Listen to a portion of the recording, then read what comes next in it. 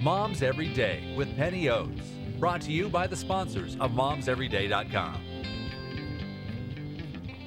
Well, we all know that it's important to save for our child's college, but what about saving for those tests in order to get into college? Joining me this morning is accredited financial counselor Kate Malitz. Good morning, Kate. Good morning, Penny. So I know these tests, these SATs and ACTs, that can really add up. Those are not cheap. They're We're not talking cheap. $52, $53, $54 just for the test alone. Right, and you never take it just once. Hopefully you take it at least twice, once in the spring of your junior year, once in the fall of your senior year, and hopefully you see an increase in score. Right. Yeah, so taking those and taking them again, just having a head cold can throw off how well you do on a test. Exactly. So saving up to make sure that you've got the opportunity to take it, to get the best score to get into the university that you want is very important. Okay, so there's taking the test, but then there's also maybe the education classes and the books, the study guides for the test. There are, and the thing is that there are a number of different ways that you can do some of this prep for free.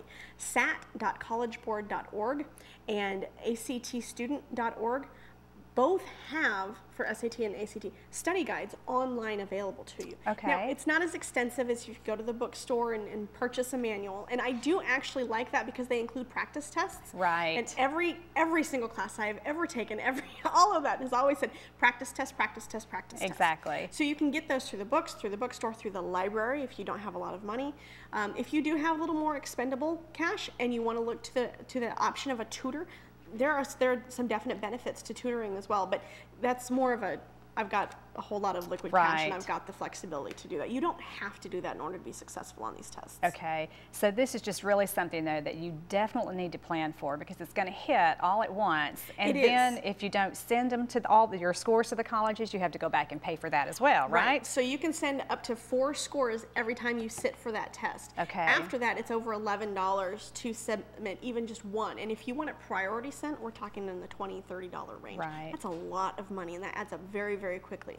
So when we get to the junior, senior year of high school, we're not only looking at homecoming and prom and some of these other expenses, we're thinking everything. SAT, ACT, graduation, but those testing scores and those testing fees really do make a difference, and they're so important for admittance into the colleges. So as everything that you encourage us to do, plan ahead. Plan ahead, that's right. Okay, thank you, Kate. Thanks, Penny.